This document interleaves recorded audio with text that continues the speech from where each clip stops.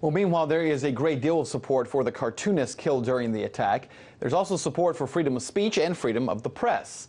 But it is worth exploring the reality of what this particular speech looks like. And is Charlie Hebdo really a great example of free speech? I spoke earlier about this issue with cartoonist Felipe Galindo, who just returned from Paris and from visiting Charlie Hebdo. Yes, I just got back from Paris on Tuesday, and Wednesday I was really shocked about it, about all this event, because I knew one of the cartoonists, George Wolinski.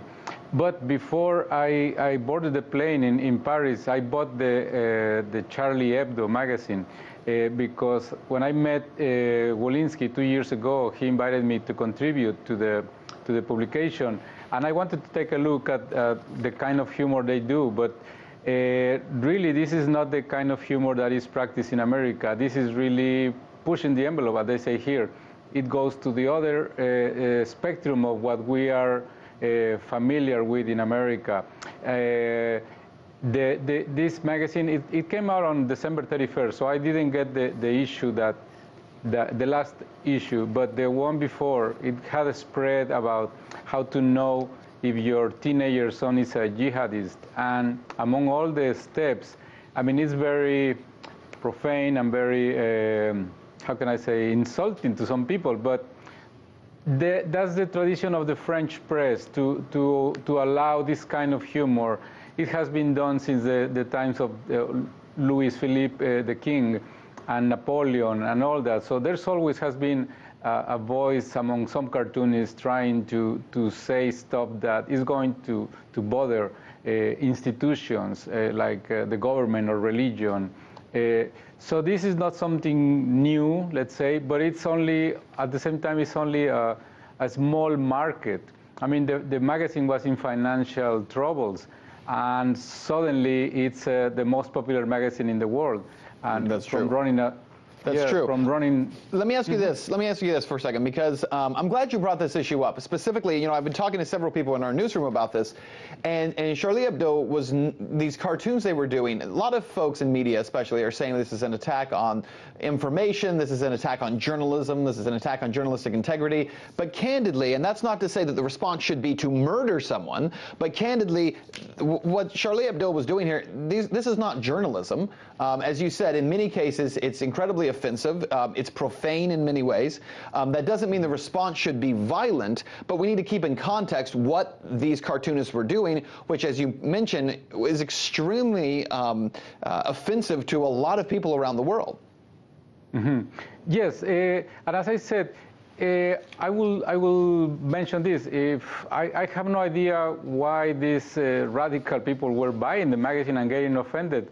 You don't like what you are seeing there, you don't buy it, that's it. As I said, it was a special niche of humor. And as I said, it's a tradition in France and in England, in other countries, to do this kind of humor. In America is more cautious, let's say. They try to say things at a different level. And I think every cartoonist has a way of saying things. Probably their goal was to really, as I said, do outrageous stuff. Even their motto is irresponsible journalism. That was the name of the motto of the magazine. So let's talk about this for a minute, because, and I think you make an excellent point there as well. You mentioned the financial troubles that they were in, and the fact that they're creating these outlandish, shocking cartoons, and perhaps the only people they're selling them to are people who are offended by them, because there is a market for, you know, shocking people so that you can get them to pay attention. There's an article that came out today that essentially takes a look at, it's by Counterpunch. It's called "What to Say When You Have Nothing to Say," and it essentially says that Charlie Hebdo was not, I'm quoting here, not in reality, a model of freedom of speech. It has ended up like so much of the human rights left, defending U.S.-led wars against dictators. It goes on to say, in short, Charlie Hebdo is an extreme example of what is wrong with the politically correct line of the current French left, essentially saying that certain editors were fired because they were called anti-Semitic because of certain things that they said, that they towed a very specific line, and they were not themselves a great example of freedom of speech. Last word on that, what say you? Well, I will say that in a free society, there is a chance for everything. And as I said, they will corner themselves in that niche. But I think their main thing was to be a provocateur, try to make people think. I mean, they do it through humor, crude humor. But as we have been saying, because you do that, you don't have to kill somebody. And in this case, what the terrorists did, they wanted to silence something, and instead they have created totally the opposite. I mean, it created an uproar.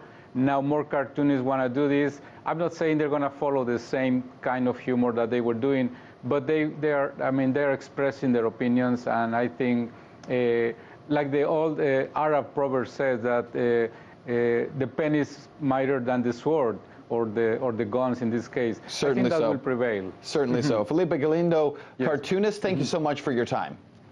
Thank you for inviting me.